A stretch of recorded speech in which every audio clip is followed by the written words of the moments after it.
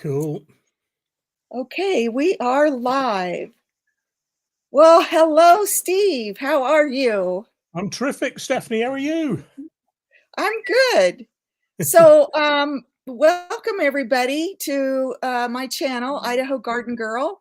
And today I'm interviewing Steve, and his channel is Digwell Greenfingers, and he's located in the UK. And so before we get started, please click the thumbs up. And also, you might want to click the subscribe button because I often put out videos about gardening that you might be interested in. And I believe I posted Digwell Greenfingers. I believe I posted your channel. You might want to click the subscribe Whoops. button. I've got a problem. Let me get out of that. I often put out. Okay, that should take care of it. Hopefully, cool. I got rid of the echo. Too complicated, too technical for me, that. Right. Hey, Rebel Canners, good to see you. Hello. So Steve is in the UK, and so this is kind of a different interview. I haven't interviewed anybody from the UK. I interviewed someone from India, and I interviewed three people here from the USA. But I'm always interested to learn how people came to become gardeners. And so my first question, before I start, I think I was going to say that I think I posted a link to your channel, Steve, in the description of this video. Cool. Hi, TurboStream. TurboStream just joined us. Right. Thank you for joining. Yeah. Yes. Yes. Nice one, buddy. Yeah, exactly. So how did I start gardening? Is that going to be your first question, is it? Yes. How did you get started gardening? Right.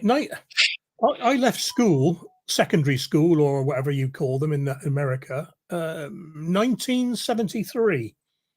And before I joined the Navy, June 1973, and before I joined the Navy in September of that year, I worked at a small garden centre. And I was just an odd job man. I was watering the plants and making up the potting composts. And I joined the Navy, and 40 years later, I left the Navy. But I thought I liked doing what I was doing before I joined the Navy. So I just started messing around at home, just a few little plants here and there, nothing special. My back garden, that way, I had a huge koi pond. Well, huge for me. One year, all the koi died. A terrible thunderstorm. The water got deoxygenated. They all suffocated. I lost $5,000 worth of fish.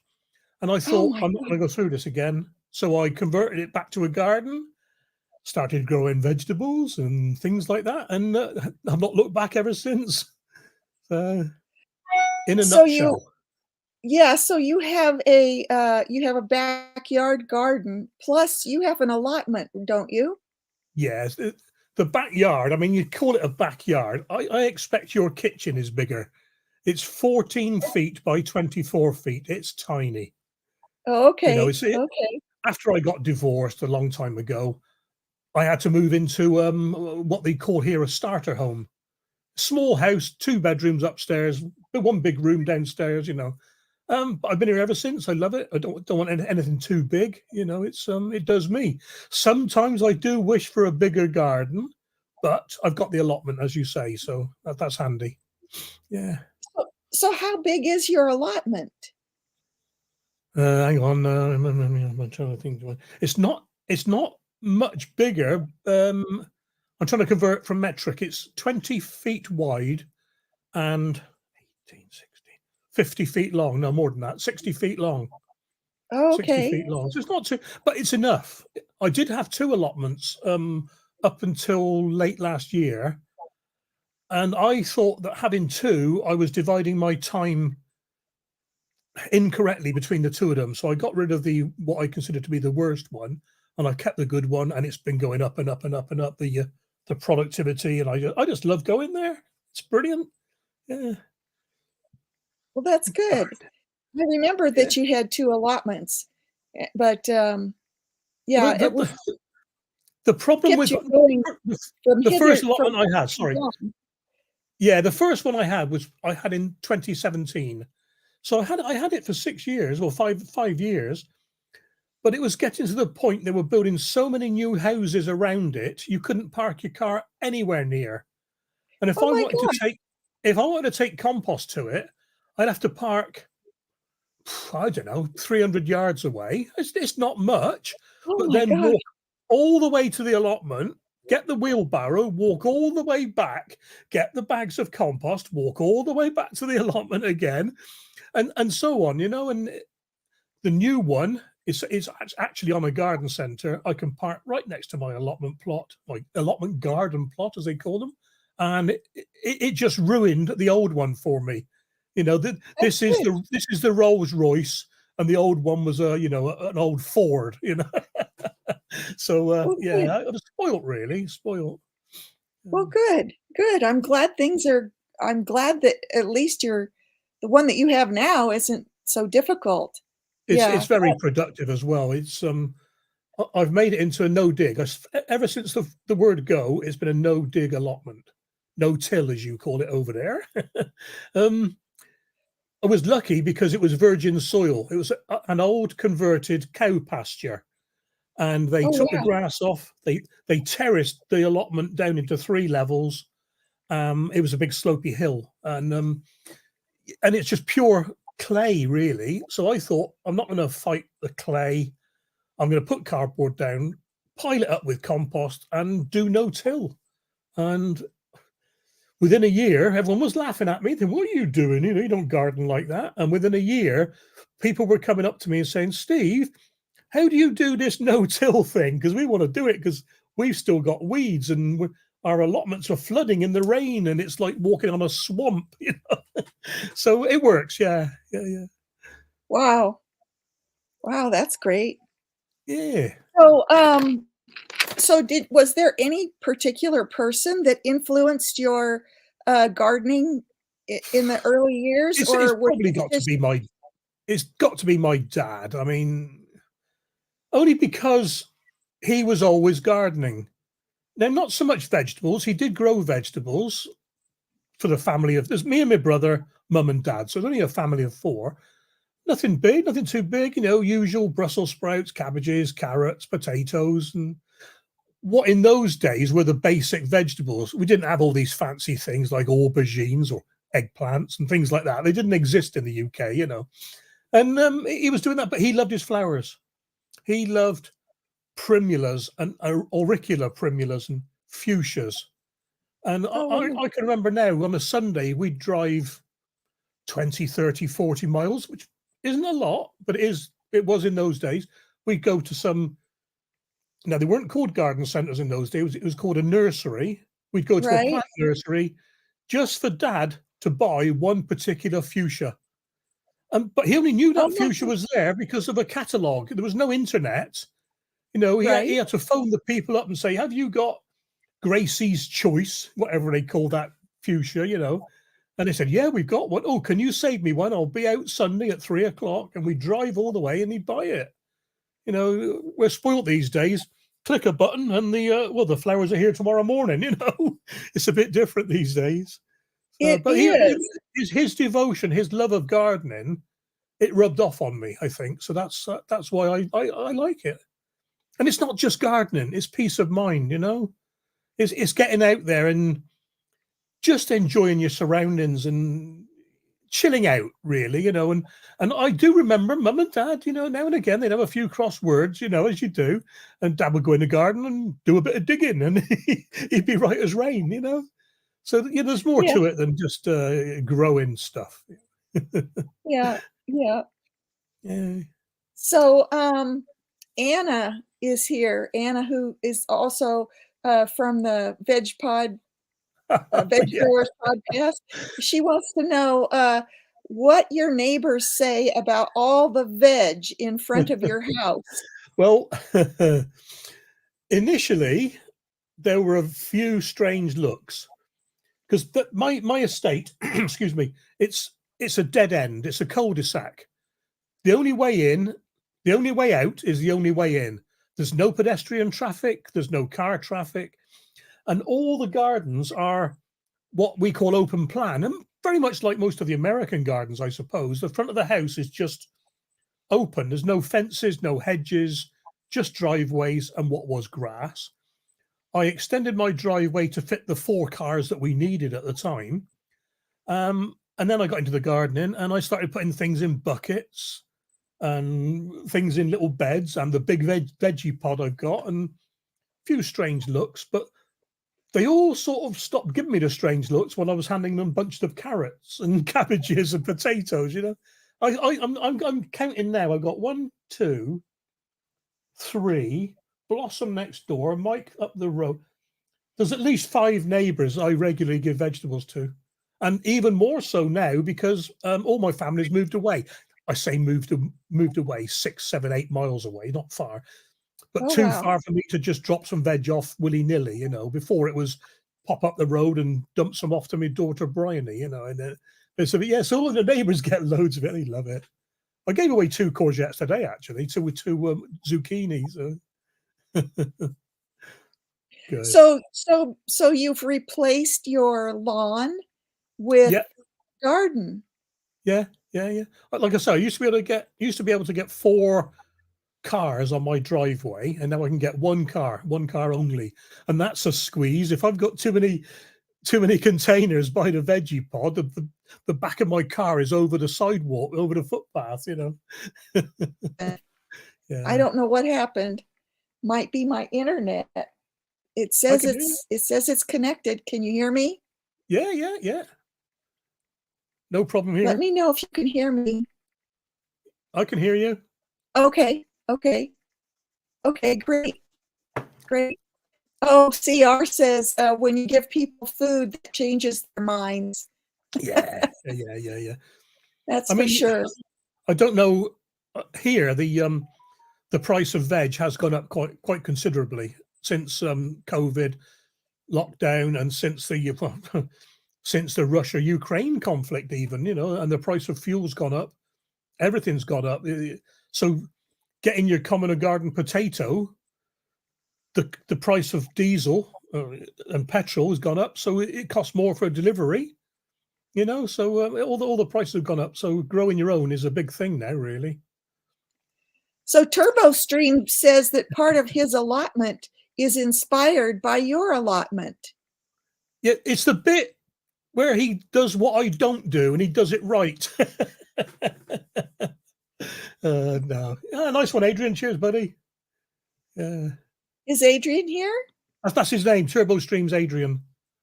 Oh, okay. Yeah. Okay. We had I met you, didn't I? I met you at BBC last year, BBC Gardeners World Live. Nice little chat. And I had to leave in a all of a sudden because we were chatting for a bit, along with Richard from the Veg Growers podcast. And I sort of looked at my watch and I thought, oh my word, it took me 30 minutes to get from the train to the show. And there was like 35 minutes till my train was due to go. So, gotta go, guys. Billy Big Steps to the train station. I just made it. I got on the train. I was dripping wet. I said to the girl sat next to me, I said, I'm sorry. I said, but I'm getting off in 7 minutes to the next train. So you haven't got to put up with me too long. It was a bit of a mad panic because that was the last train I could catch with the cheap train ticket. After that, it was into the rush hour and the prices doubled. So yeah, we met, didn't we? Yeah. That's good. So let's see. I have these questions written down. So, over here in the USA, we always talk about being in a certain gardening zone, like zone 6B or 7 or 8 or something like that. Do you guys have zones over there? We do, And sometimes they convert them to the USDA zones as well. I think I'm in a 9A. I wrote it Oh down my actually. goodness. Is that warm? Is it or cold? I don't know. Yeah, that's warm. 9A. Yes. I'm in 6B. Okay. Yeah. Yeah, sometimes I can get away with growing plants that are good for 7A, but in general, Yeah. it's best But to just plan for 6B. the thing is with zones, though, you've got to play it by ear, because even though you're in a zone, you might have a microclimate in that zone, like a Yes, big garden wall or a right, windbreak of trees. You know, it raises you just that 1 degree, and it's enough that you can carry on gardening for an extra 2 or 3 weeks into the winter. You know, stuff. I mean, right. I've got this little drawing. I don't know if you're gonna be able to see it or not. Show it. Can you make that out? Oh. Right. I got to work this out now. That little blue blob zone there, there is where I live, and we are warmer than all the surrounding area. So just that Interesting. little patch of 3 square miles, my last frost date, I'm going to put this down to read it, sorry. My last frost date is the 20th of March, but the area around me is the 31st of March. So Oh, wow. just by being at the top of a warm river with a bit of shelter, I'm 11. My last frost date is 11 days earlier than the surrounding area. So Right, yeah, it's quite a lot. It's quite a difference, really. When they say last frost date, it's predicted last frost date. You still get frosts into April, and you get the surprise one in May, but you can never bank on those. But you can guarantee that there will be frosts up until the 20th of March. And that right. is what they say, the last frost date that we know you will always get a frost. You know what I mean? Yeah, it's hard to explain, but yeah, Yeah, I understand. I understand. My yeah, last frost date is around somewhere around May 8th. yeah, So it, yeah. but Well, it's you quite funny. can't. I mean, as you watch a lot of UK channels, we watch a load of American, Canadian channels, and I'm surprised how some of you can grow anything, because your last frost is May and your first frost is September, and how the heck do you grow anything in those few months? You know. But I Well, suppose you have vegetables that are developed for a short growing season, haven't you? So yeah, well, I try to look for those. I look for seeds for those, but in yeah, general, um, um, I just try to remember that my last frost is approximately May 8th or 10th, and my yeah, first frost in the fall is approximately October 8th or 10th. yeah, I yeah. have about 150 days approximately. So, hey, Gil, thanks for joining from Camp Yeah, Patton Family Compound. That's great. cool. Yeah, yeah. See, I mean, Turbo Stream there. Adrian's saying he's confused about the zones. You are in. Oh, crikey! Hang on. You're in 8B. 8B, I think it is, mate. So yeah, I'll dig it out properly. We'll have a chat about it later, tomorrow or something. Yeah. But So, it's like I say, it's only a best guess, like I say, you know. So. so what is your favorite thing to grow, Steve? It's got to be potatoes, really. I mean, I love the fact that no matter what you do to a potato, no matter what you do, it will grow. You can smash it to pieces, you can chop its eyes off, and God knows what. You plonk it in the ground, and it'll grow. You put it upside down, it'll grow. You know, I've grown 2 kilograms, what's that, 4 pounds of potatoes just from one sliver of skin the size of a fingernail with an eye Oh on my, it.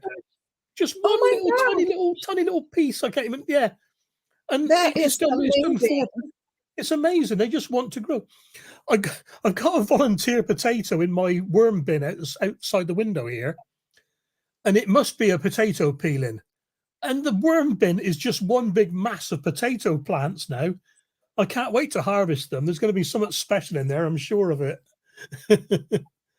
But when I say potatoes, yes, I love. And the other good thing about I look about potatoes is you don't know what you've got until you lift them.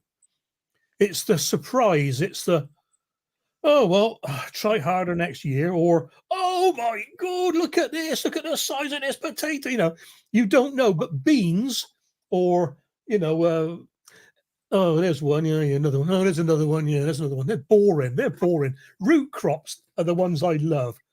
You look at a carrot, and you look at the top of a carrot, and you've got this lovely round top of a carrot, and you lift it out, and it's about that big. It's gone that way. It's gone sideways, not downwards.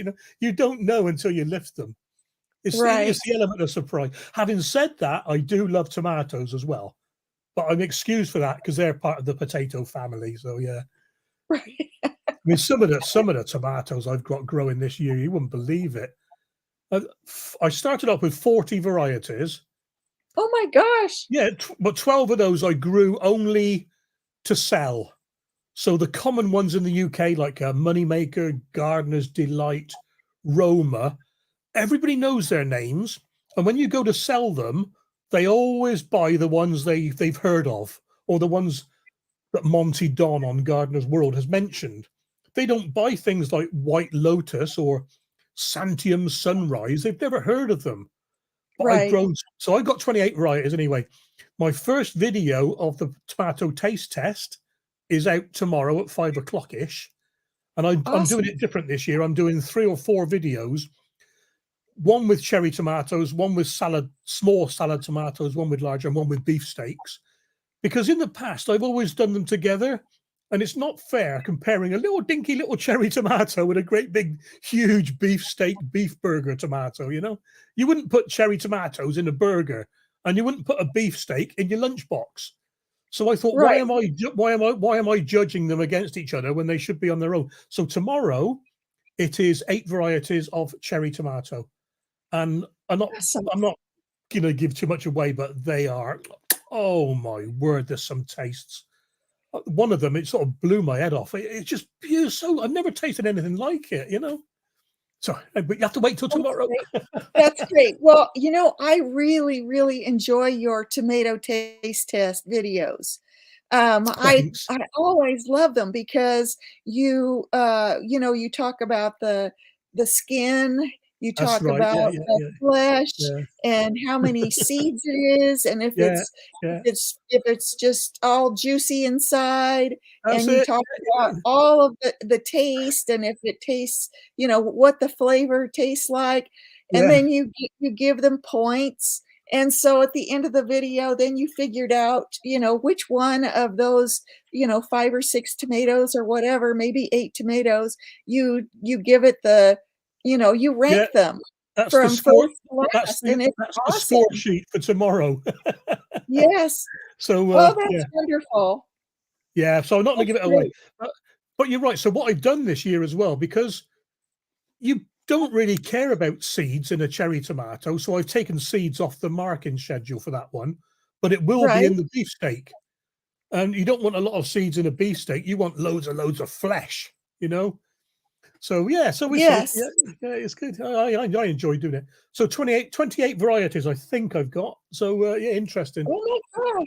Quite a few of those were gifted to me as well from Ali, Rusty Garden, and Robin over there in Canada, Ali in America. A few guys in England or UK have sent me some seeds, and they're all nice. I've not had a bad one this year, whereas last year I had to spit one out. It was awful. It was just like eating red water. It was, why am I bothering? It's horrible. It's horrible. Yeah. Good-o. That's great. That's great. I love it that you've gotten seeds from other places and the results have been really great. That's good. Yeah. Well, I'll be sending some seeds out again to people this year. I'll send you some this time, Stephanie. Let me know what you like to grow, and you can try a few UK varieties. So yeah. Well, that is one of the things that I do is when I listen to the gardeners from UK when I listen to the YouTube, their YouTube shows, I always pay attention to Yeah. the different varieties that they plant. And like, for instance, I know Charles Dowding always talks about, different lettuce varieties and Yeah. whatever. And I go online and search out Yeah. those seeds. So yes, I Yeah. love to get Charles different varieties. Charles was a big influence for me when I started my no dig, no till. Now, I'm not saying I haven't gone off him. That's the wrong word. But what have realised now that he is a market gardener. He does promote no dig, fantastic. Oh, it's brilliant. But when he says he's growing this lettuce, don't forget he's growing that lettuce because he's got 1,000 of them all down his bed, and he's Right, got his workers picking all the leaves. Whereas I right, want a lettuce that may be a bit bigger, and right, I don't have to grow so many of them, for example. Whereas he's growing smaller ones because they're more productive over a longer time. It's a right. different genre. Market gardening to Yes. home gardening is different. So, but don't get me wrong. Don't get me wrong. Fantastic guy, fantastic channel. Yeah. So Turbo says his Digwell tomatoes are hanging on in his allotment, and Brilliant. hopefully the blight will stay away. Brilliant. Yeah. That's good. What were they? They were, I'm pretty sure they Brad's, I think they were Brad's Atomic Grape.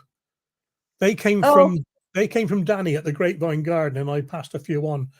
You say blight? Give me 2 seconds. 2 seconds. Hang on. okay. Here it is. Oh, I keep everything handy by the kitchen sink. Now I use this product. It's called Blight Guard. It's from a company called JBA. They're a big potato grower in Scotland. I've been using this for 2 years now, and I've had no blight. It's organic. It's totally natural. It's got peppermint in it and stuff like that. And you spray it on the leaves every week, and the blight spores don't seem to like it, and they don't take over. And I can't 100% say it works because I've not done a side-by-side trial with sprayed and not sprayed. But all I can say is I've not had blight for 2 years, so I'm convinced it works. Blight Guard. I have to remember that. I don't know if it's available here in the U.S. I'm not sure, but you can always play the live back later and read it, can't you? Right. That sounds very interesting. Well, there probably is something similar over in America. There probably is. So CR says that he's getting some blossom end rot, only about 2% of his tomatoes, though. Blossom end rot. It can be erratic watering or lack of calcium. So calcium is the water stabilizer in a tomato, and calcium and magnesium, they fight their way into a tomato in the same quantities. So if it's hard to explain, if you've got too much magnesium, then you can't get any calcium in. And if you've got too much calcium, you can't get any magnesium in. They need to be there together at the same time. And calcium is the blossom end rot cure. Now, a lot of people, they say, oh, I've fed my tomatoes with Epsom salts. You put Epsom salts down, your tomatoes taking up all that magnesium. There's no room for calcium to get in, and you'll get blossom end rot. So it could be erratic watering, it could be lack of calcium, or it could be both together. But certainly try calcium. I got this product here, actually. I'm loving this. Hang on. Oh, this is another one. Now it's pronounced escalate, even though it says, like, I hate being back to front. Eschelate, it's escalate. And it's an organic. This one's micronutrients. There's no macro. There's no NPK. There's no nitrogen, potassium, or phosphorus.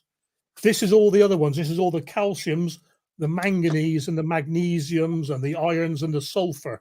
This is all the things that you normally don't have in a fertilizer.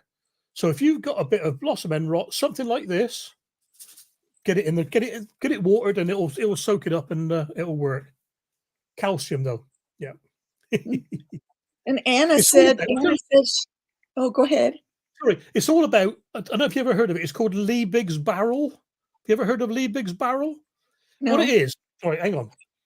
For a plant to grow, it needs to have the right amount of everything. So a lot of nitrogen, maybe a lot of phosphorus, or maybe a bit more potassium, and it might need that much sulfur. But if it hasn't got that much sulfur, it will never grow to its true potential. And so it's like a barrel with all the staves around the outside of the barrel. Now, if one's leaking, no matter what these other ones are doing, the sulfur's leaking out, it can't get any more in, and the plant will never grow to its full potential. It could be iron, it could be magnesium, and but whatever it is, those barrel staves need to all be the same size. If anyone's too small, the plant cannot grow properly. So this is where things like this come in. You're giving it the right amount of sulfur, iron, magnesium, calcium, so and so and so and so. So it doesn't matter about NPK. NPK is the big building blocks. It needs the small building blocks as well. So there you are. So you've learned something today. So Anna said that she lost all of her spuds to blight. All of them. Yeah. Potato blight is worse than tomato blight or tomato blight, tomato blight, because you can't control it really. Tomato blight or tomatoes, you can, as soon as you get a truss forming, take the leaves off below it. As soon as you get the next truss forming, take the leaves off. And then you've got good airflow through the whole plant. Potatoes, you can't do that. You've got holes coming out the ground and they need all the leaves. You can't really strip leaves off because they need them all to grow the tubers. So tomatoes are easier to control the blight, but potatoes, yeah, you just got to give up. Just hope to catch it before the stems go too black and before it travels down into the tubers. Once that happens, just give up. Yeah. Huh. Yeah. So TurboStream says that one of the green tomatoes started to rot, and so he took it off the vine. Yeah. That's probably a good thing to do. Yes, not a problem. It could be anything. It could have been there could be an insect in it. It could be a worm, a maggot, anything. It could have got sun scorched and just not liked it and decided. Plants are self-regulating. If one part's dying, they'll cut the wound off and carry on with the rest. You've seen it with courgettes and zucchinis. If one doesn't get a zucchini, will grow and grow and grow and grow, even when it's not fertilized or pollinated. Right. Sorry, but it's not. But as soon as it realizes it's not pollinated, it dies, doesn't it? And it allows another one to grow. Because an unpollinated zucchini is not very nice tasting, So it drops off and it allows it to carry on. It's sort of it's cutting off the dead rot, really. Right. Yeah. Right. Oh, CR had a fresh tomato yesterday. I'm so jealous. Yeah. So there's nothing jealous. Nothing like your own fresh veg, though, is there? That first tomato or that first new potato. The taste. It's just totally different. You can't compare it to supermarket unless you buy the top of the range supermarket stuff. But you get your normal. We got a superstore here, supermarket here called Tesco. You buy the Tesco budget tomatoes, you might as well stick a red piece of wool in your mouth. It's got nothing. But you buy the top of the range ones, they are on the vine and they do taste nice, but they're 4, 5, 6 times the price, I mean, yeah. Here's some I got ready for my next taste test. Oh my goodness, look at that. Black Beauty. I can't remember all the names there. They're all different. All these are different varieties. Oh, wow. I've taken them off the vine, even though they might not be quite ready. Like that one's not quite ready. But if you leave it on the vine, there's every chance it can go wrong. It can fall off for a start, or it can get blossom end rot, or it can split because of the plant will still carry on taking up water and put it into the tomato. But once the tomato starts ripening, once it starts taking a bit of color, they've all gone. Once they've gone a little bit pink on them, a little bit red, you can take it off and it will carry on maturing. You don't need any sun. You don't need anything. Don't put it in a sunny windowsill. just leave it. You can put it in with in a paper bag with a banana or an apple if you want to speed up the ethylene process. But there's no need. The best thing you can do is when your tomato starts ripening, when you see that change in color, take it off, because that tomato is getting nothing from the plant except badness. Too much water, it will split. Too much, So take it off, and it will taste exactly the same ripened indoors as it will on the vine. So it's a good. I didn't know that. Yeah. There's no need to leave it on the vine. You do more harm than good. We had a massive wind. In fact, I can't show you, but my back door glass smashed earlier this afternoon.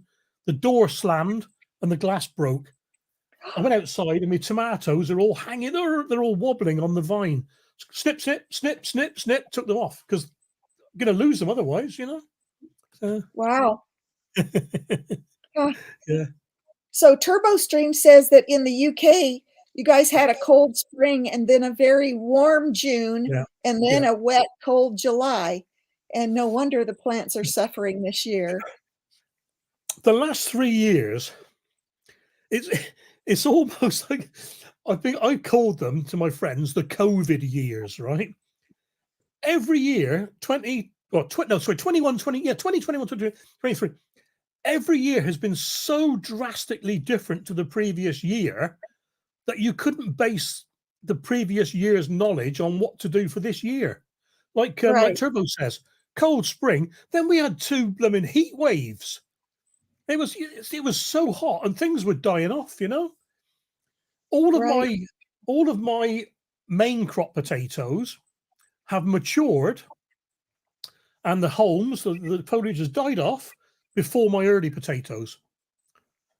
But the early potatoes are supposed to be ready in 12 weeks and main crops 22 weeks. And yet the main crops are ready earlier. And there's numerous channels in the UK are reporting this. Something weird's gone on with the weather and it's making the potatoes all back to front, So every year is different. Yeah, every year is different. Last year. Well, I agree with that. I agree with that for sure. Every year is different. Yeah.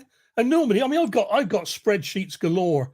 And I put down my sowing date, the germination time, 3 days, 4 days, 6 days, when I planted them out and when I started harvesting and my crops, the weights. But lately, it doesn't mean diddly squat. If I planted them out on the 16th of May last year, 16th of May this year, and they're dead. It's totally different year, totally different, So it's only just a best guess, really. Right. You got to play it by ear. Just play it by ear. All these, a lot of these, I don't know what you call them now, rural countryside sayings, like, I can't think of any now, but don't plant your tomatoes until the scarlet pimpernels are mature in the lower meadow. There's something, I just made it up. There's something to it. There wouldn't be a saying if there wasn't some truth to it, so I think, sometimes you need to listen to the old buggers, Oh dear. So what do you consider to be your greatest accomplishment in gardening? Well, I got my first allotment, I think it was late 16 or early 17, and my daughter said to me, "Have you seen this?" And what it is an advert in the paper for a local gardening show. So I entered the gardening show and I got a couple of first prizes. So 2018, I entered more classes. I got more first, seconds, and thirds. And then 2019, I went on with 3 trophies. And then I did 2 more gardening shows and the big Berkeley show, which is right next to Berkeley Castle, the oldest inhabited castle in the UK. I did it there, and Lord Berkeley, he had to give me 2 of his silver trophies to take home, and the look on his face, it was, I want my silverware back, Yeah. I got pictures of it somewhere. But so what because I had a funny feeling you might ask this. So these are some of my winning certificates. Reds are first, blues are seconds, yellows and greens are thirds, different shows. So over the last 5 years, I picked up quite a few prizes, and I love it. I love it. Yeah, it was a bit of a shocker during lockdown in 2020 where there's no shows, but I managed and ran a virtual show for the local gardening club They all sent photographs in. I did a big slideshow of it, and we had a professional judge the show online. You know, it was good. Yeah. Wow. So even with the COVID pandemic, we still had gardening shows. You know. Yeah, but I love it. Yeah, I love that sort of thing. And and like I said with the potatoes, you know, greatest accomplishment is getting that one big potato that you know is going to win a show or something like that. You know, yeah, it's great. Yeah. Yeah. So Turbo says he started his plot in the spring of 2020, and each year has been totally different. Yeah, it's definitely Yeah. that happens to me. And he said that the beans have been bad this year, but last year they were plentiful. So it's true. I've had the terrible luck with beans this year. Terrible. I got rubbish beans this year. I had rubbish beans last year, but the year before they were plentiful. My allotment is only, as the crow flies, half a mile from here. The beans have not got higher than 4 feet up the canes. My garden is, as I said, 20 feet. So 20 feet from me, my runner beans, they're 10 to 12 feet tall. They've gone over the top of the canes. They're coming down and they're growing back round each and going back up again. They're huge. They're huge. And it's only half a mile difference. So what's going on? You know, it's weird. It's so weird. Creative redundancy. CR, he grew an 18-inch wide sunflower last year. Brilliant. That's brilliant. Amazing, CR. Yeah. Did you try counting all the seeds? I can't grow sunflowers because the allotment site, it's on the side of a hill and it is so windy. Before it was called Leaf and Ground, the garden centre, it was called Four Boys Nursery. And before that, it was called Windways Nursery. And it's called Windways for a very good reason. It's bloody windy. The owner of Leaf and Ground, he's got a plot up there. And in the first year, he planted 50 sunflowers. We had a big storm in August, and all the sunflowers are horizontal. Every single one of them horizontal. So it's one of those, you're lucky if you can grow sunflowers, and you're also lucky if you can grow corn, sweet corn. Same sort of thing. It just blows over. This year, not too bad. Not too bad this year. So we'll see. CR says he lost track after 500 seeds. Oh, sunflower seeds are very good if you're trying to give up smoking. If you take the husks off the outside of the seed, the kernel stimulates the same part of the brain as nicotine. Oh wow! I had no idea. My brother, I gave up smoking in 2020. I was on 40 a day anyway. My brother gave up a few months before me. And what he did, he went to an evening class on how to give up smoking. But what he didn't realize is he was coming home and telling us how he did it, you know? And one of the things was eat sunflower kernels. So he spent 25 quid on this course on how to give up smoking, but he passed it on to me. But yeah, so he was saying, and yeah, the kernels, they stimulate the brain. So they take the nicotine addiction away. So there's something for you to take away if you're trying to give up smoking. I wonder if they take away other addictions. It could be. I love them. I love them. Yeah. It's one of those things as well. I can remember as a kid sitting there with sunflower seeds and picking the husks off and eating. You know. Yeah. You don't see it these days. All you see them these days is in plastic packets in the supermarket. You know. Right. So Anna says that her French beans were poor, but the runner beans are looking good. Fingers crossed. Yeah, my French beans all died off. The climbing French beans, the dwarf French beans were very good, and they always are. Excuse me. I grow this variety called Faraday. Faraday, as in the electrician, you know, Faraday. Right. Yeah, they are fantastic. I've grown them 3 years on the trot now. They're a really small bean. They're a small one, 6 inches, and they're very narrow. And they're dwarf, and they don't touch the soil. You know, they're great. The trouble is, you've got to bend over to pick them. You know. Right. But they are very productive. So I will grow those every year. I'm on a quest. I'm on a quest to find my perfect veg in every category. And I think I found it with dwarf French beans. It's Faraday. I'm on a quest. I'm on a quest for tomatoes. I'm on a quest for potatoes and all the rest, and carrots. I got a few favorites, but I'm always growing something new to find the one that says, "Yeah, that's it for me." You know. I am doing the same thing. I'm always trying to grow as many varieties as possible so that I can pick out the best one. And then, you Yeah, know, yeah, yeah, yeah, I do that too. yeah, I yeah. makes things The trouble interesting. is, I mean, there's some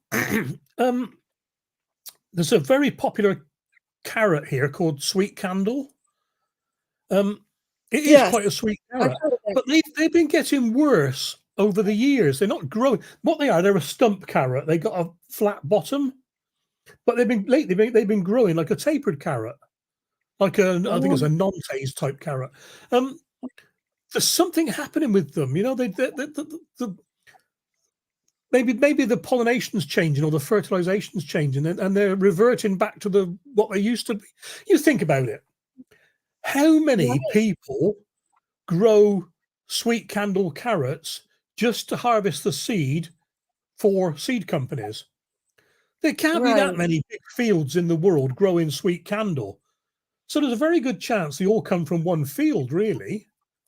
You know, right, here we've got loads of big seed companies: Sutton's, Doby's, Thompson and Morgan. They're the three of the biggest, and they're all one company. So they get all of their seed from the same company, even though their packets are different. I've not got any right. here now. Even though their packets are different, all those sweet candle seeds come from the same company somewhere in Turkey or wherever it comes from. You know, Wow. they can't, you know, that farmer's not growing them and that farmer's not growing them. There's just one big one somewhere abroad. And if he's had a funny crop, then we're getting a funny crop a year later.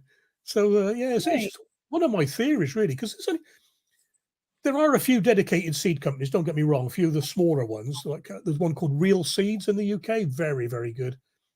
And they grow their own true to type every time. But the big companies, they can't. All right, I stop it. Rant over, you know. Yeah.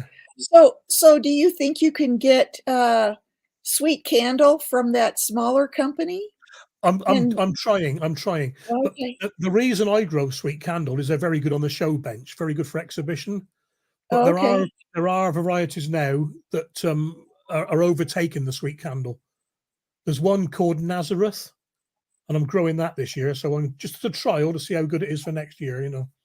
So Hmm. maybe sweet candle's done its time. There's a tomato called Crimson Crush. Have you heard of Crimson Crush? Yes, yes. It's a blight resistant, only resistant. It's not blight, you know, but it's been losing its blight resistancy.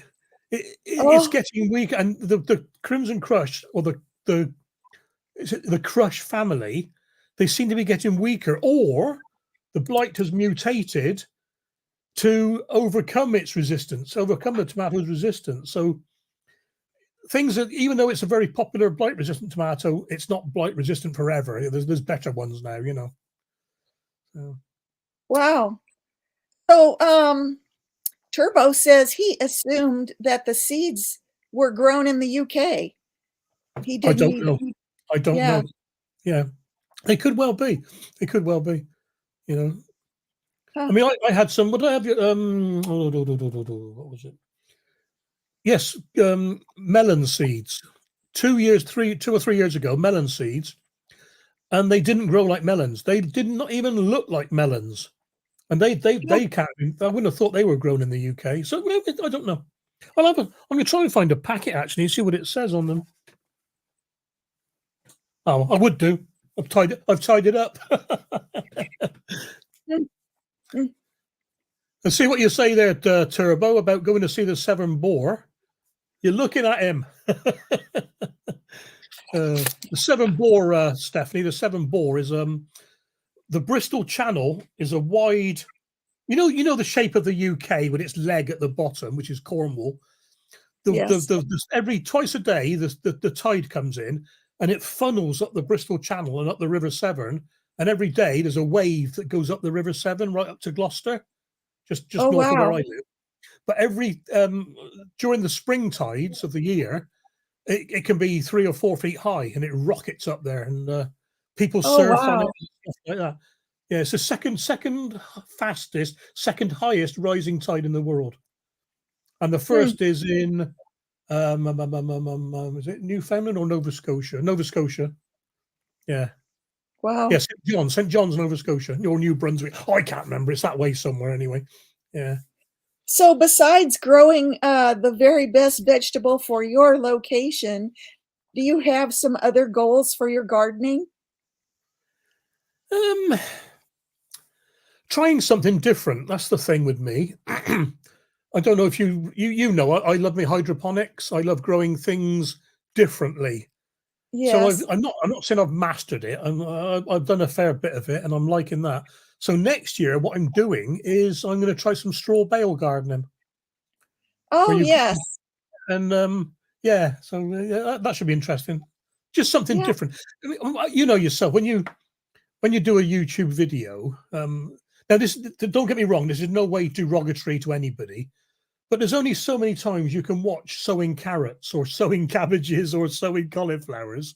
Right. And when I Right. get round to doing it every year, I'm thinking, I did this last year. But I shouldn't think like that, because there's always new viewers. There's always new viewers. You know, Right. Right. a YouTube channel really doesn't have an awful lot of loyalty to subscribers, because no, Right. I do, but because a subscriber would have already seen your cabbage sowing video, but a new viewer won't. So you've got to think, Right. how do I please a subscriber and how do I please a new viewer? You know, you quite often see comments like, Right. "Oh God, not cabbage seeds again." But the new person who only joined YouTube 3 weeks ago has never seen growing cabbages, you know. So Exactly. yeah, so I want to do something different anyway. So I'm trying straw bale gardening. Not all of it. I'm just That's going to have a good. couple of bales. One of my beds, I'm not bothering with growing anything this year. Over winter, sorry. I'm going to put a couple of bales on it, do the fertilizing thing, whichever way I decide to do it, and we'll see how it goes next year. That's Yeah, great. yeah. So have you ever had something uh like funny or exciting or unusual happen in your garden? Like, did you grow in something unusual or did something unusual happen? Well, the funniest thing I've grown, which I wouldn't really expect, was a tromboncino. Yes. Yeah, and when they said it's basically a long courgette, my very first one I grew was over a yard long, and I just Wow. wasn't expecting it. You know, when I showed it on the video, I held it down under the table and I sort of passed it up like this, and it was never stopping. It went all the way up the top. You know, yeah, it's great. Unusual unusual thing I filmed a long time ago, and I've lost the footage on my trail cam. I couldn't understand why my beds on the allotment were getting damaged. The compost was getting damaged, even though they were netted. So I set the trail cam up. Oh, excuse me. I looked at it, and a couple of days later, it was young fox cubs. And what they were doing, they were using the netting as a trampoline. They were Oh my bouncing up and gosh. down. Yeah, and they were landing on the young cabbages or whatever, and Oh crushing my them, you know. gosh. But they were Oh using it my like a gosh. trampoline, so I forgave them for that because it was quite funny, really. But I've lost the footage as well. I'm really gutted. Yeah, it was black and Oh, white anyway, but yeah. well, that would certainly be an unusual thing to see happening in your Yeah, garden for sure. yeah, Sure. yeah. You know, one of the things that I really enjoy about your channel is that you cook your vegetables and Oh, yeah. uh, you show that in your videos. I And love it. I Yeah, like you just put one out the other day about all the different eggplant recipes. I know yeah. you guys call them aubergines. We call them eggplant. I But I mean, the recipes that you have are so great. So how did you learn to cook? I've always liked cooking, even when I was married. I got divorced in 1989, so it's a long time ago now, and it was totally amicable. Don't get me wrong. I used to love cooking then, but it was the man's job to cook the steak on a Saturday night, you know. So that was it really. And I was always Right. away in the Navy, And when I left the Navy properly, I did have to learn to cook properly. I left the Navy at just over 40 years old, and I had to learn. I've got this house then, and I'm still here now. I had to learn to cook, and then, you start off with what used to be called TV dinners, don't they? You don't see those much now, and Right. cans of beans and that. But it got on to this is boring. What can I do next? And BBC, I'll watch it. Oh yeah, that's good. I'll try that. That worked. Oh, that was horrible. Not doing that. I'm going to put this in instead. And that's what I do. In fact, now I've given it to my boy today.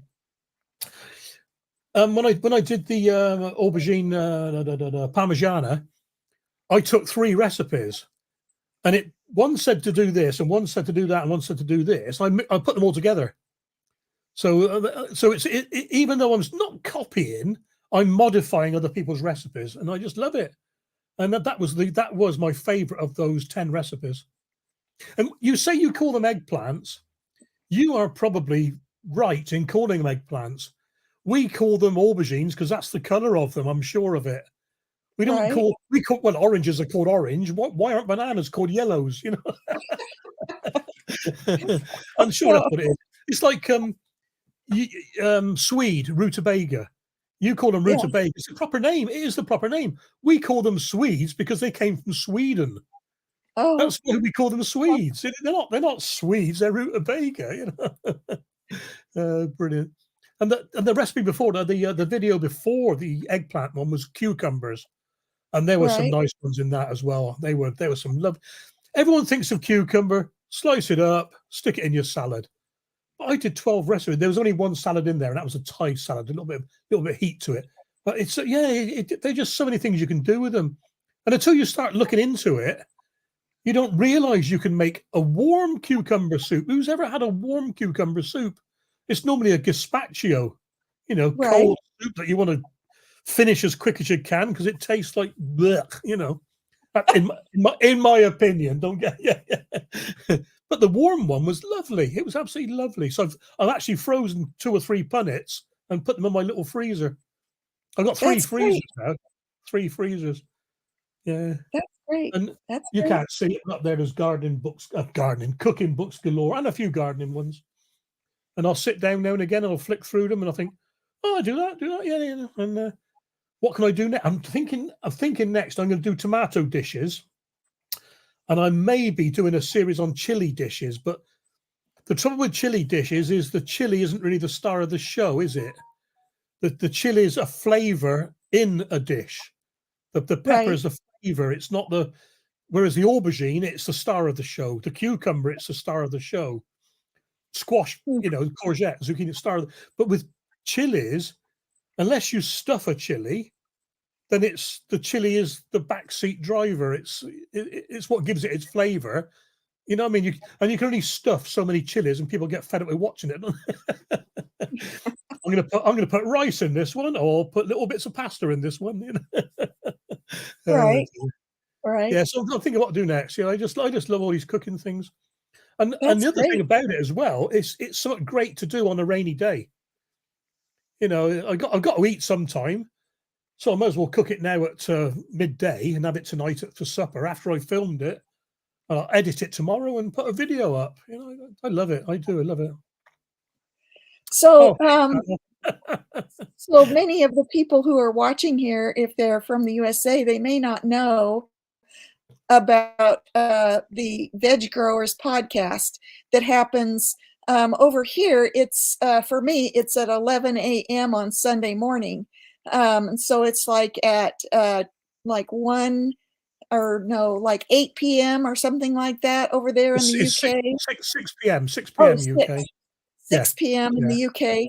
Yeah. And that was how I actually first met you, Steve, was on That's the right. Veg Grower podcast. Yeah. And so Anna is also goes to the Veg Grower Yeah. podcast. And she's mentioning that you will always, Steve, you will always keep us happy with your recipes. They are Yeah. divine. So Yeah. Steve I is love that. always mentioning in the chat of the new recipes that he's working on or the recipes that he's done. And if you guys really want to get some new recipes for your vegetables. Or even if you're baking or anything else, because Steve does all kinds Yeah. of Yeah. cooking and baking. You should go check out his channel. It's really good. Well, please do, guys, as well, because I've made myself a promise, unless I get to be 100,000 subscriber channel, but I will always reply to every comment. And if you've got a That's question, awesome. what is 25 grams in ounces or something like that, if you're a bit confused, I will always reply and give you the answer. And if someone the other day said, I don't have any red wine vinegar for something, can I use malt vinegar? I said, yes, you can use malt vinegar. It'll give it a little bit of a different taste, but there's nothing wrong with you. So by all means ask. And by asking, it makes me feel as if I'm engaging with people. People are watching it and they're learning, Right. and they like what they're seeing. If they just, oh yeah, another pancake recipe, and that's it. But no, I can I use this? Can I try that? I love it. Yeah, it's brilliant. Because I retired. I was furloughed, as they called it, during the lockdown in 2020 for the pandemic. I went back to work in August. Now, my boss, he never says anything without meaning it or a hidden meaning. He said to me, Steve, he says, you ever thought about taking redundancy or early retirement? And I'm thinking, oh, he's onto something. Not really, I said, but I wouldn't mind. A couple of weeks later, I was given redundancy. I took 10 months' pay for going 12 months early. And Wow. my friends thought, because I do like a drink now and again, my friends were thinking, oh, he's going to be up a blooming raging alcoholic and God knows what. But I'm loving life to the full. I just love all this cooking. And I even talked to my boss when I visited the factory a while back. I said, can you take me back? I need a rest. I'm just too busy. Yeah. It's just, I just love it all. It really is. It's giving you not a purpose to live, but it gives me something to do. Yeah. I like, yeah, brilliant. Yeah, it's a lot of people, when you retire, a lot of people expect you to just stay home and sit in front of the Yeah. television and not do anything Yeah. and, kick back and relax. But to me, that's just a Yeah. recipe for early death. That's right. Well, now, just before Christmas, my doctor phoned me up. And he said, I'm not going to beat about the bush, Mr. House. He says, you've got diabetes. You've got type 2 diabetes. I said, oh, bloody hell. He said, no, don't worry about it. We'll sort you out after Christmas. So I went to see them after Christmas, and they did all this. I did all these online courses on what to do with sugars. And they supplied me with a watch. And it's not a Fitbit watch. All it does is monitor your movements, your activity. It doesn't record blood pressure or pulse or nothing like that. It just lets people know. It lets the website know that you're moving around and what calories you're burning because of your movement. And they couldn't believe that I'm on 4,000 calories a day. I should be burning, and I should be on 3,000.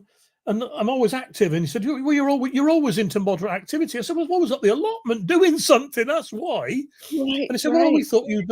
we thought we'd need to educate you to get off the settee and stop watching telly. I said, don't do that sort of thing, Good news Yeah, is, though, I had my second blood test in March, because you have a blood test every 3 months. And the first real blood test from having diabetes, I'm in remission. The good. diabetes itself was brought about by stopping drinking alcohol and drinking diet drinks, diet lemonade, diet soda. I was Oh mixing, my. half a pint of fruit juice with it. Oh, Now, what the lady said on one of the courses, if you have a little glass of fruit juice with your breakfast when you go to a hotel, there's about 5 oranges in there. Now, no way would you ever sit down and eat 5 oranges, but if you did, you'd have all the fiber. And I'm thinking, well, I'm putting this much orange juice into a drink. It worked out I was drinking nearly a litre of orange juice a day, and that took my sugars right over the top. And that's what gave me diabetes. So I'm in remission now and living life to the full, as they say. But this watch thingy, they call it a band. They don't call it a watch. It helps.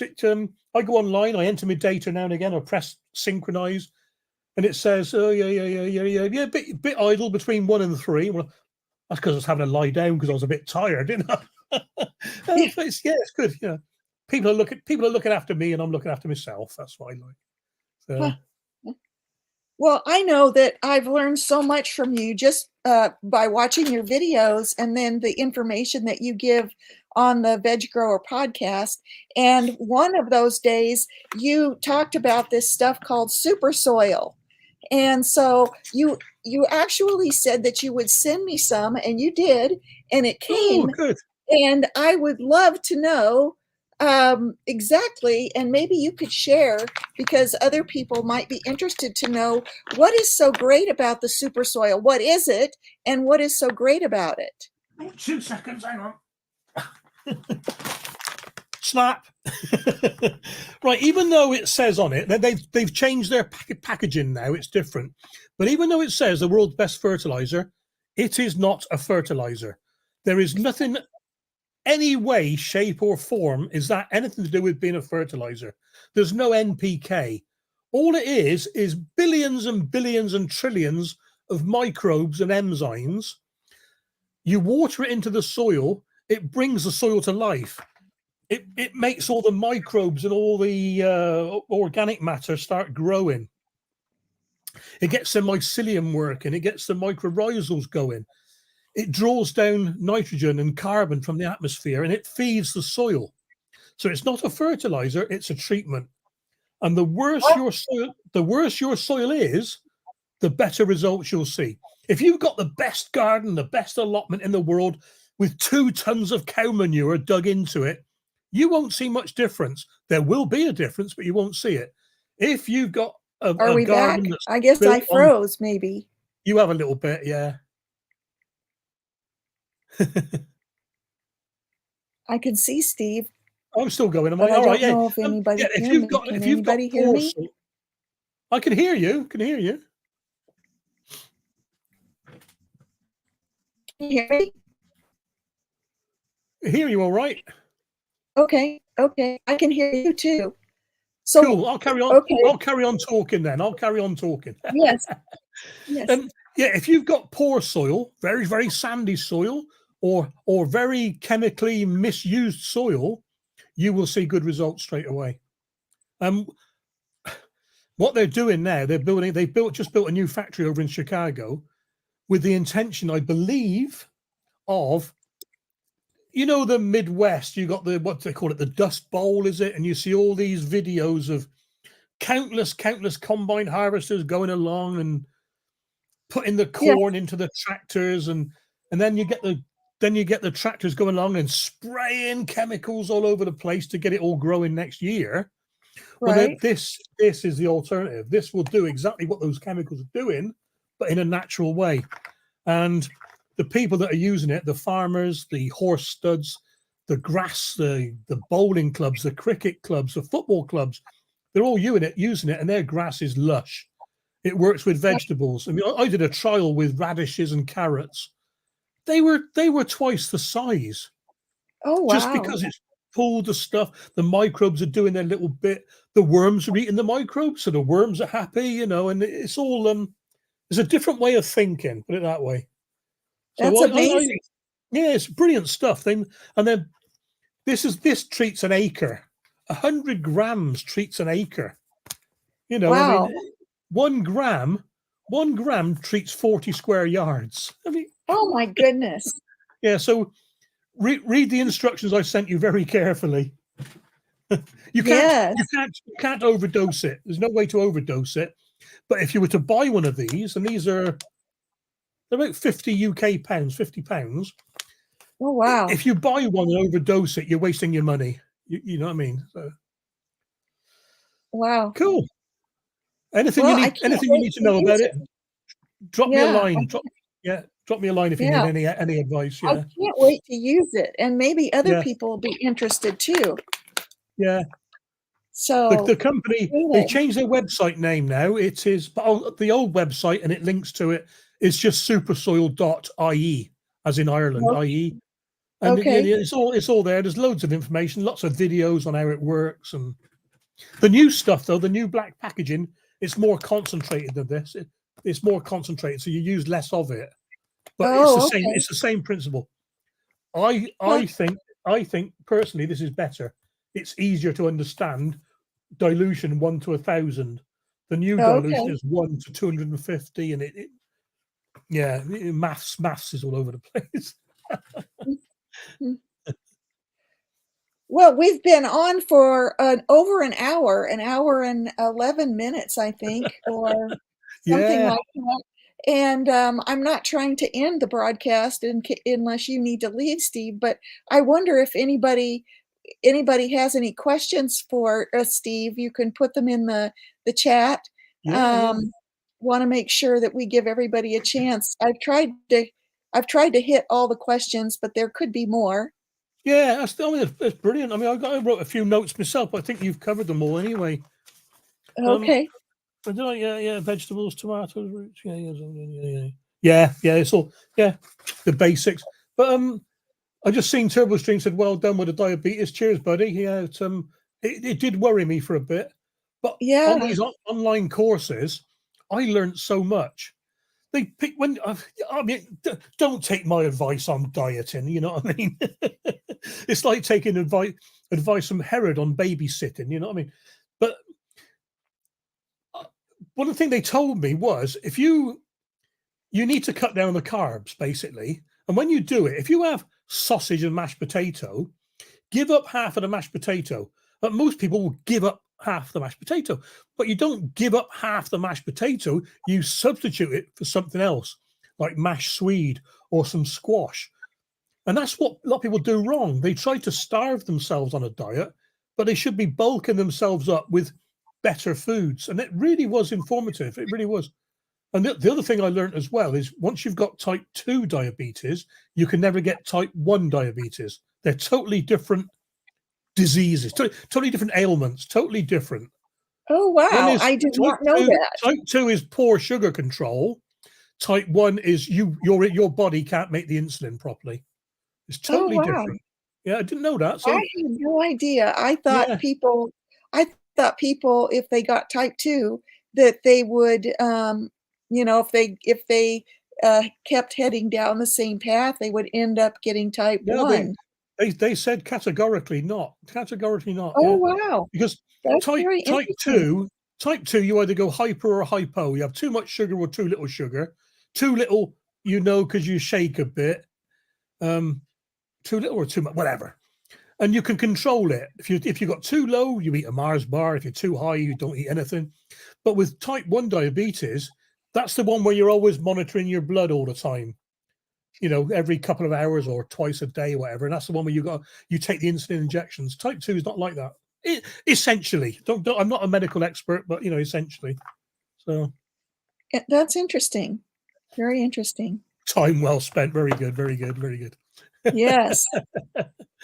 Yeah. Oh, and Suburban Hillbilly, hi Suburban. She said that she thought that if you Oh, had type 1, if Suburban Hillbilly, yeah, she yeah, said yeah. that if you had type 1, you were born with it. That's It what could she well thought. be because I was on the type 2 course. We didn't really go into type 1 as such, but yeah, it could well be. Yeah. Interesting. Yeah, it was a bit of an eye opener, a bit of look at what you're eating, and to this day now, and this was like I said, late December. I've only eaten since that date. I've only eaten 1 or 2 cakes and 1 ice cream. I've given up all the sweet stuff totally. But I still eat carbs via potatoes and bread and that. But the breads I make now are more wholemeal breads, less white. The more refined the starch, the worse it is for you.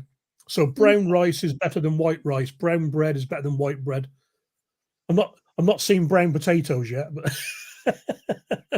So Multitude is on, joined the chat and wants to know what the best use for a bunch of cucumbers. I point you towards the video last week on how 12 exciting cucumber dishes. Yeah, they were all nice. So yeah. That's great. That's great. Yeah, go and have easiest thing to do is to have a look at that video. They really are good. I did like the Rata, the yogurt with cucumber and mint in it. That was very refreshing. And next time I do a decent curry or a decent chili, I will make the cucumber rator just to cool the mouth down. Because Right. when you have a hot chili or a hot curry, it's the milk products that you eat or you put in your mouth to cool your sensation down. Because the milk, is it the lactose? I can't remember what it is now. It coats your nerve endings on your tongue and in your mouth, and it takes the heat away straight away. You see all these people on telly, you know, they'll have a hot curry and they drink a pint of beer or water. No good whatsoever. No good. It's got to be a milk product. Yogurt. Digwell Greenfingers, Boltitude. And you've typed it. Thanks. Yeah, Voltitude. I believe I put the link in the description of the Yeah. video to Steve's channel. He has some great videos. Thanks ever so much. Yeah. Yeah. So TurboStream mentions that intermittent fasting helps blood sugar. Yeah, that's true. Yeah. Yep. Now, see, go ahead. Oh no, he's put there. And he tries not to eat after 6 p.m. I'm the opposite, because I'm ex-Navy. The meals in the Navy were always 8 a.m., 2 p.m., and 8 p.m. So my evening meal always tends to be at 8 p.m. It's a habit I can't break. It's always late in the evening. Well, yeah, it's always 8 p.m. So what's it now? 8:15 now. I'm not even started prepping my tea yet. So I've got a few quick meals in the fridge. Don't worry, so it won't take long. Okay. Yeah. I was going to say I don't want to keep you and make you starve. No, as if I could not do a day of starving. Yeah. Well, it is the heaven. I don't know if you can hear it. Can you hear this? The heavens have opened up. It's pouring down. Oh my goodness. Oh, luckily, my goodness. I put the garden to bed. I put the garden to bed before we started. Wow. I can't hear it, but that's... No, it's probably this... Where is it? There we are. The microphone's probably not picking it up. So. Right. Well, I've had a wonderful time chatting with you, Steve. I don't have any more questions written down, but I really enjoyed interviewing you and learning about you and your channel. I have always enjoyed your interaction with the chat on the Veg Grower podcast. So I just really wanted to interview you. Thank you so much for doing that. Thanks so much. Yeah. So if anybody has a question, please let us know. Suburban, because I'm going to close it up probably within 5 minutes. Suburban Hillbilly says cold cucumber soup is delicious and easy. She has several things mentioned there: tajik sauce, pickles, cucumber salad, tomato, cucumber, onions marinated with herbs, oil, and vinegar, dehydrated cucumbers. Now, dehydrated cucumbers, I've never heard of those. But they're on my video. Oh, I call them cucumber crisps, which you call chips. Oh, yes. Yeah. So slice the cucumber, sprinkle with salt, pepper, and vinegar, and either in your air fryer at a low temperature, or your oven at a low temperature, or your dehydrator, and they are lovely. They really are lovely. They're just like potato chips, but they're cucumber. Yeah, nice. Really delicious. Yeah. So thank you so much, TurboStream. I really appreciate. Yeah, cheers, buddy. I'll try that, Adrian, with skipping breakfast and lunch now and again. I do now and again anyway. But, I'm trying to think. Passamaquoddy, if you're still here, thank you so much, MB Heritage Farm, for joining us. And thank you again, Steve. And without any further ado, I think I will stop the broadcast. Yeah, you break up a bit now as well, Stephanie. So good timing. Okay, bye-bye. Thanks ever so much, guys. Take care. Look